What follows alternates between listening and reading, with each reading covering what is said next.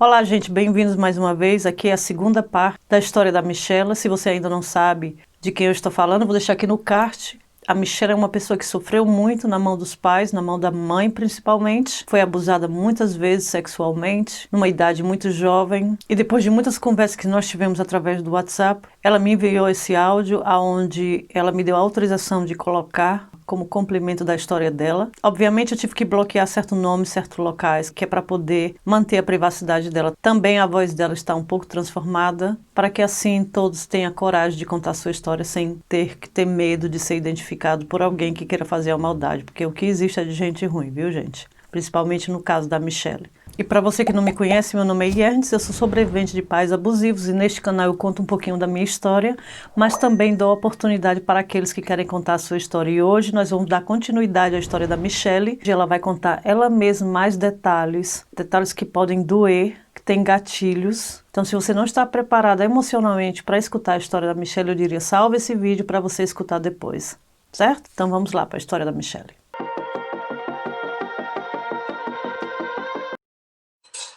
Lindo teu nome, de verdade. Todos os meus 5 irmãos têm nomes evangélicos. O Felipe, o meu, ela disse que ela tirou da marcas de pneu, Michelin, que escreve, que eu era um pneu. Isso ela dizia do meu nome, a vida toda. Até hoje ela fala disso, que meu nome veio de um pneu. Realmente a nossa, eu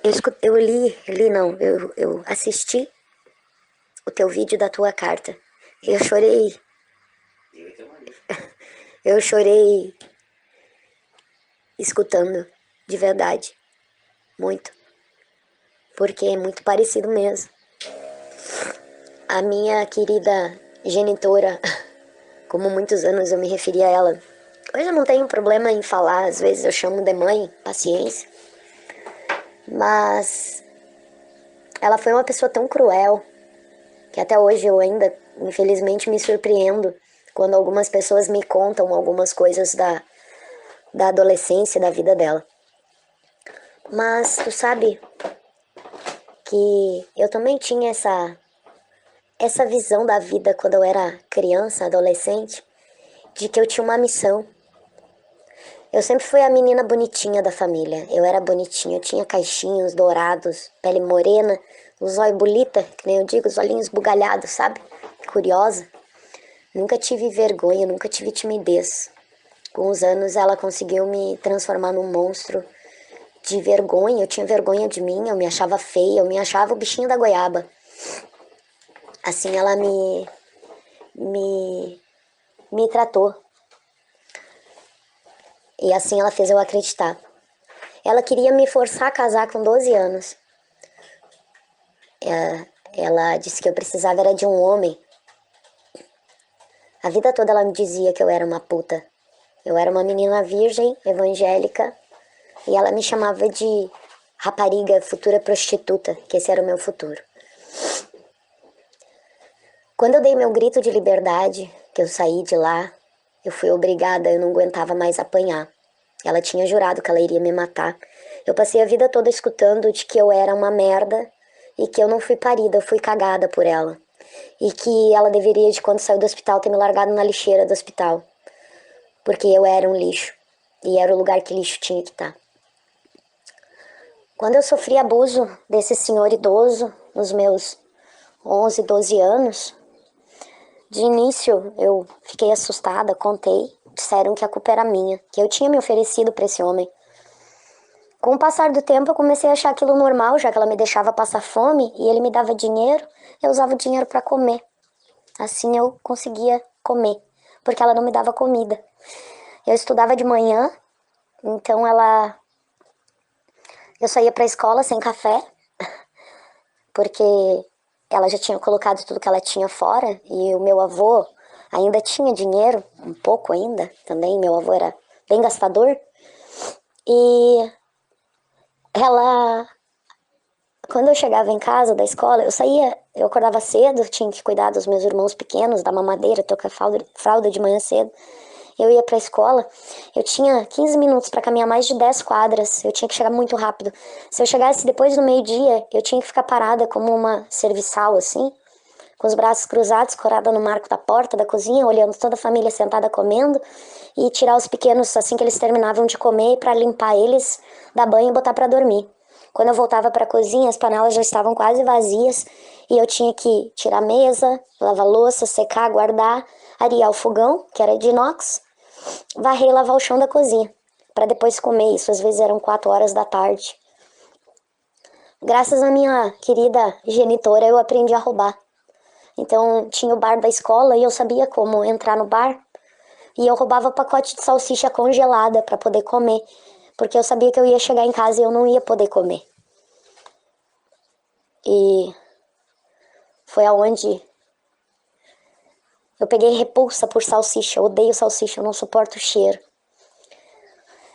Quando eu saí de casa, que eu tive a coragem de sair de casa, que eu optei em viver no abrigo de menor, ela aparecia de vez em quando lá, nesses 10 dias que eu fiquei no abrigo. Depois eu tive de novo no abrigo. Mas ela parecia como a mãe zelosa, carinhosa, para me levar desodorante ou alguma outra coisa, calcinha, meia.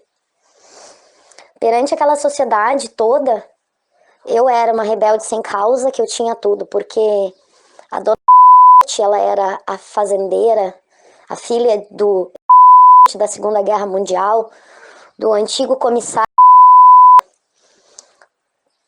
filha da neta da uma das maiores herdeiras de terras na minha cidade. Então era eu a rebelde sem causa. Sabe?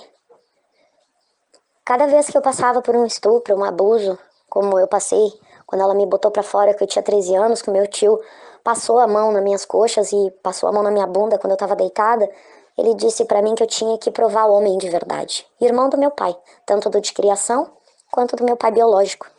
São 12 filhos que a minha avó teve, 4 homens e 8 mulheres. Uma família totalmente fora da realidade. Quando eu voltei, a coisa ficou um pouco pior, sabe? Mas ainda, quando eu voltei da capital e fui pra casa dela de volta, a coisa começou a ficar pior. Aí as tundas, ela me agarrava pelos cabelos nas laterais, perto das orelhas, e batia a minha cabeça na parede. Eu tenho hoje dores intermináveis na cabeça, faço tratamento pra enxaqueca, porque ela batia demais na minha cabeça, a ponto de quase desmaiar.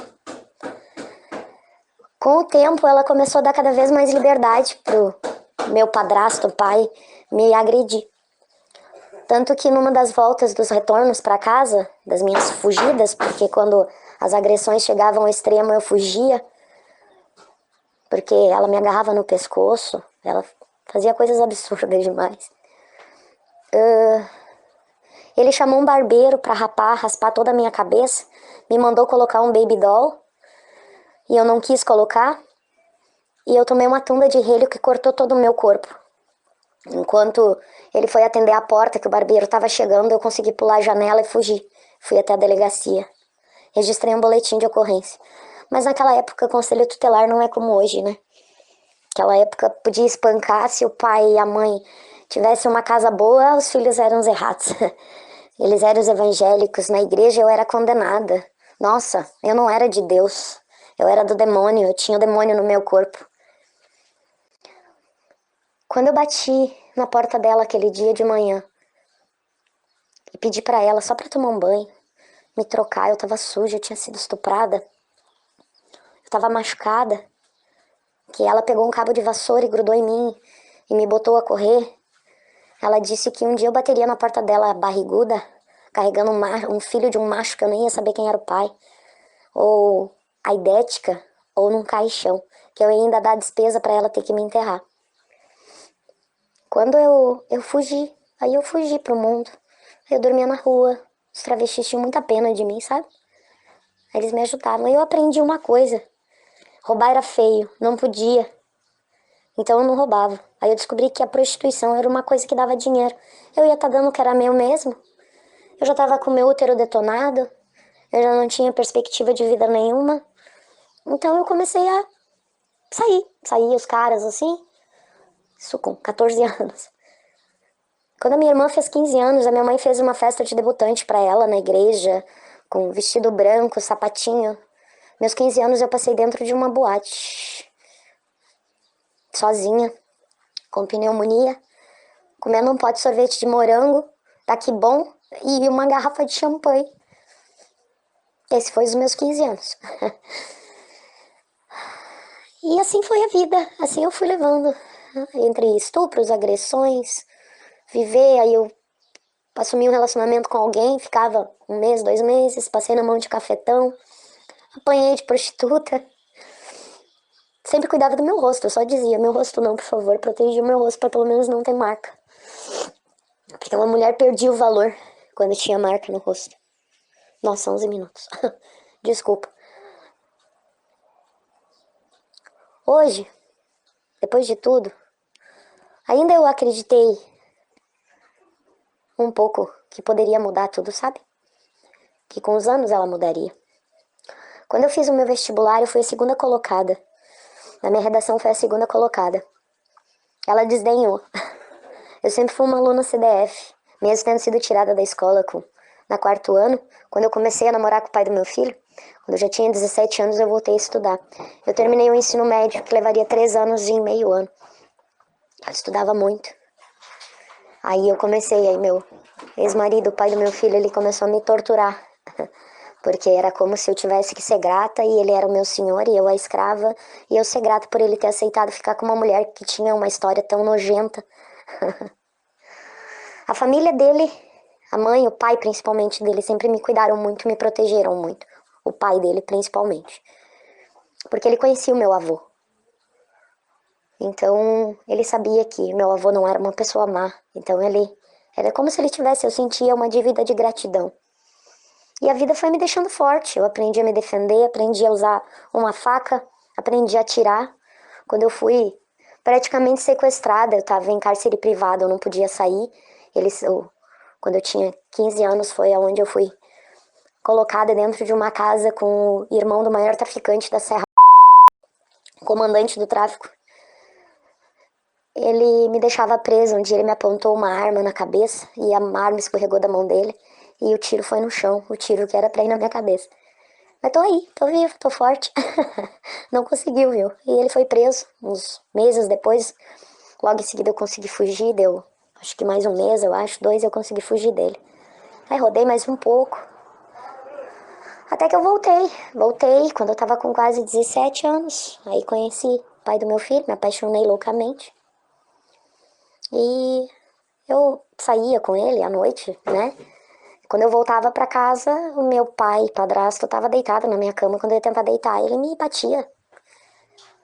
Um dia eu cheguei, não quis ir pra dentro de casa, deitei no sofá na sala, ele levantou e ele me bateu com uma chinela de dedo no rosto. Tanto que eu perdi o costume de dormir com o braço no meu rosto, protegendo meu rosto, agora faz uns 2, 3 anos. Hoje meu filho tem 90 e poucos quilos, meu filho é bem gordinho. Eu acho que a culpa, acho não, eu sei que a culpa é minha dele ser gordinho, porque eu passei tanta fome, a fome é a maior dor, eu acho. Eu acho que a fome é pior que os estupros, eu vou te ser sincera. A fome, tu sentir dor, que parece que as tuas entranhas estão se comendo, parece que tu tá morrendo de dentro pra fora.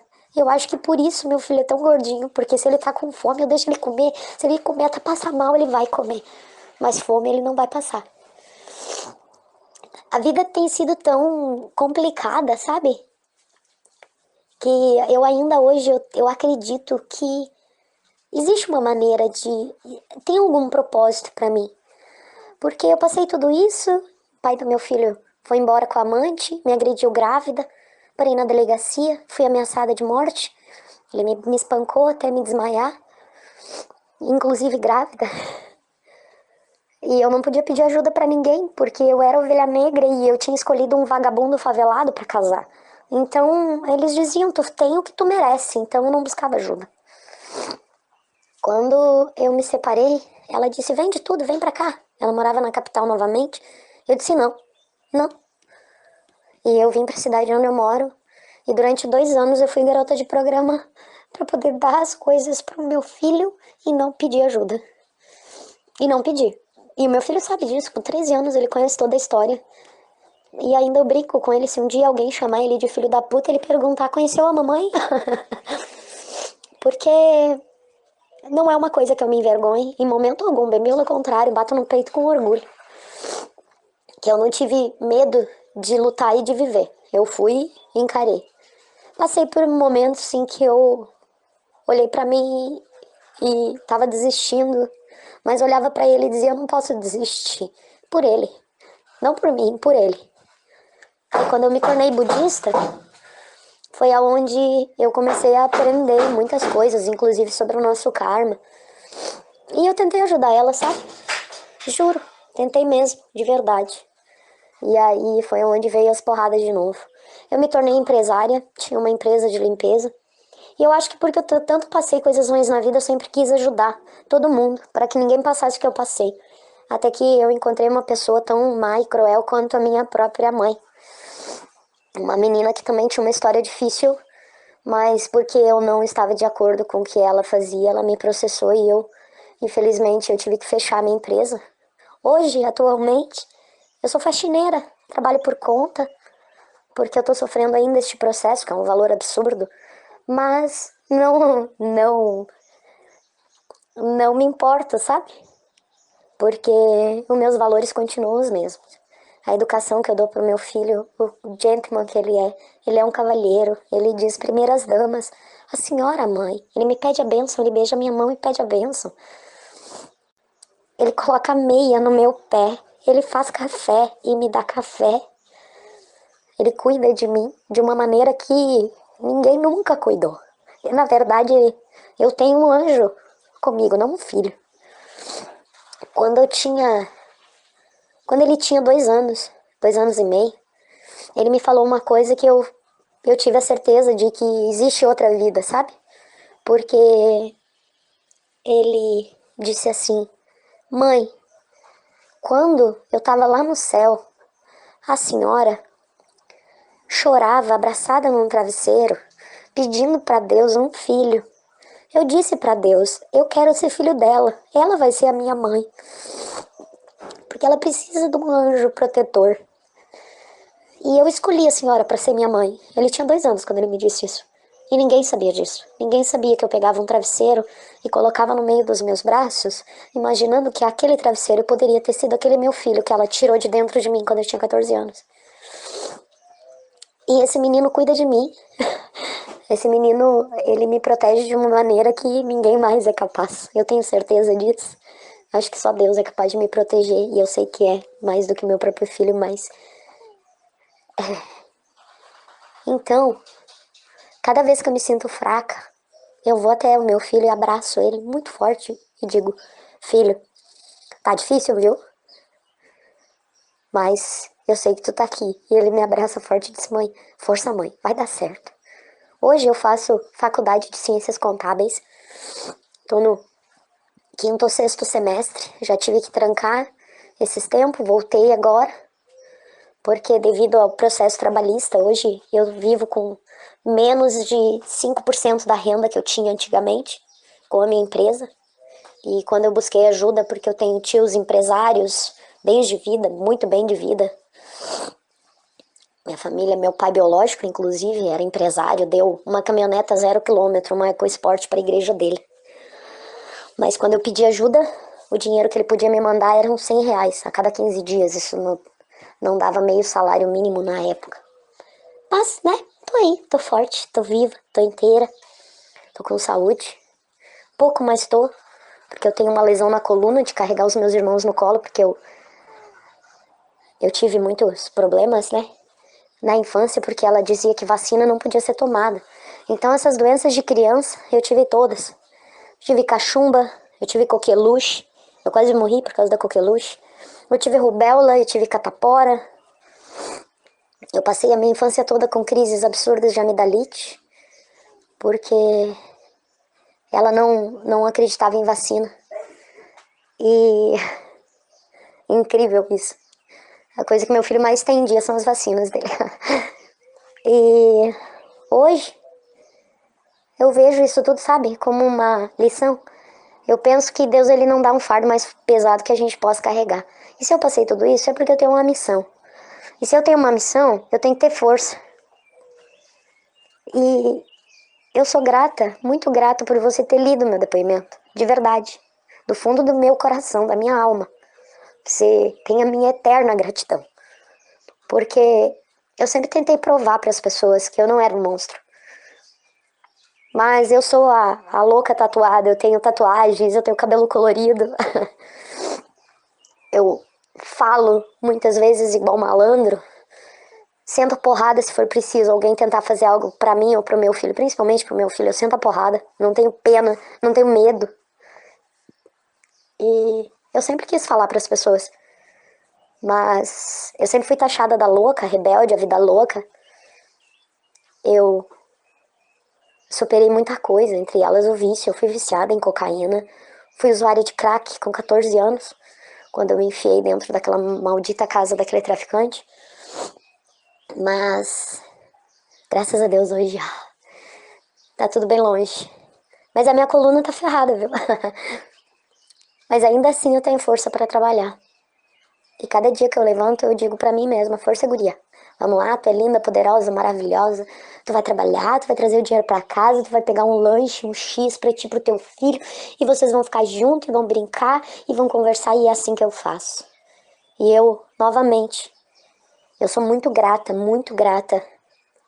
por você se dispor a fazer esse trabalho, se disponibilizar, inclusive a ler essa carta, né? Porque você tá fazendo pra mim o que eu prometi que eu faria ainda antes de fechar os olhinhos e ir pro, né? Eu prometi que eu faria isso, de que eu não ia ser calada, ninguém ia me calar. E que as pessoas ainda iam ouvir a minha história e entender. E eu sou grata. Porque isso que você vai fazer, você vai querendo ou não salvar a minha vida e a vida dos meus irmãos. Porque hoje, ela morando lá em ela conseguiu enganar uma médica, os assistentes sociais e o pessoal do posto de saúde, que ela vive lá, indo, fingindo as doenças dela, e eles estão nos processando, porque nós temos a obrigação de cuidar da nossa mãe. E eu criei coragem de colocar aquilo no grupo porque tava demais dentro do coração, sabe? Dói demais, mas não o que ela fez. Dói demais saber de que alguém é capaz de te obrigar a cuidar dessa mulher. Te peço mil desculpas pelo áudio longo e pode contar comigo.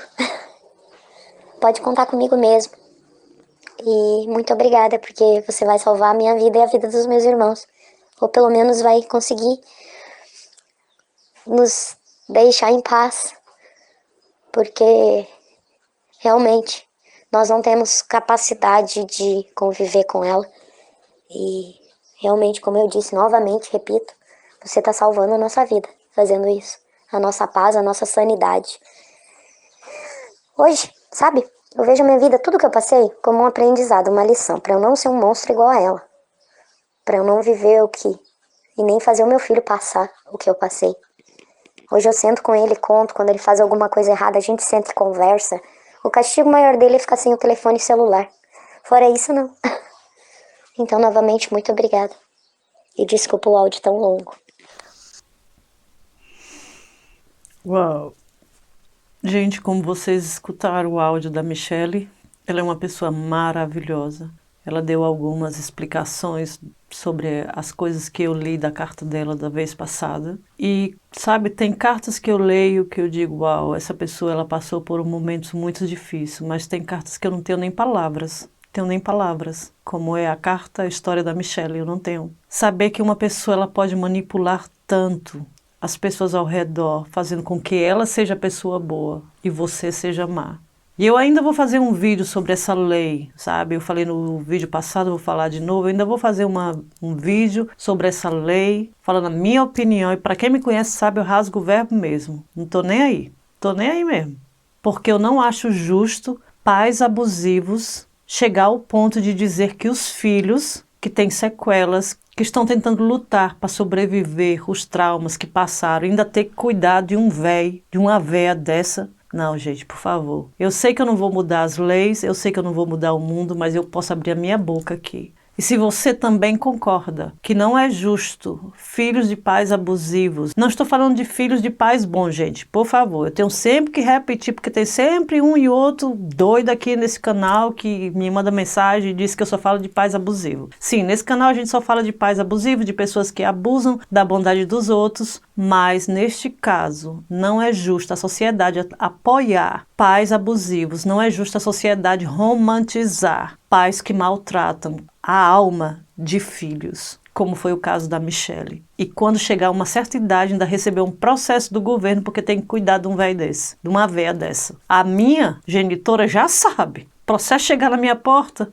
primeiro lugar que o processo vai é lá pro lixinho do banheiro, que eu sei onde é que eu vou usar esse processo. Vou cuidar de velho de coisa nenhuma, não. Mas um dia eu ainda faço um vídeo sobre isso. E para você, Michelle, eu que digo, é uma honra para mim compartilhar a sua história. Porque eu tenho certeza que muitos neste momento vão se beneficiar com o que você está contando. E você tem mais é que ter orgulho de você, de quem você é, da mãe que você se tornou. Uma mãe maravilhosa. Eu tenho certeza que com a sua história, o seu relato, muitas pessoas vão se sentir acolhidas, vão se sentir com a força de também contar a sua história. Seja aqui neste canal, seja para uma vizinha, seja para uma pessoa, não importa. O importante é colocar para fora essa história, porque você não está só. E se você gostou desse vídeo, deixa o seu like. Se você ainda não está inscrito, acessa no se inscreva, acessa o sininho para deixar as notificações ativadas para você saber quando nós colocarmos vídeo aqui neste canal. Até a próxima e obrigado.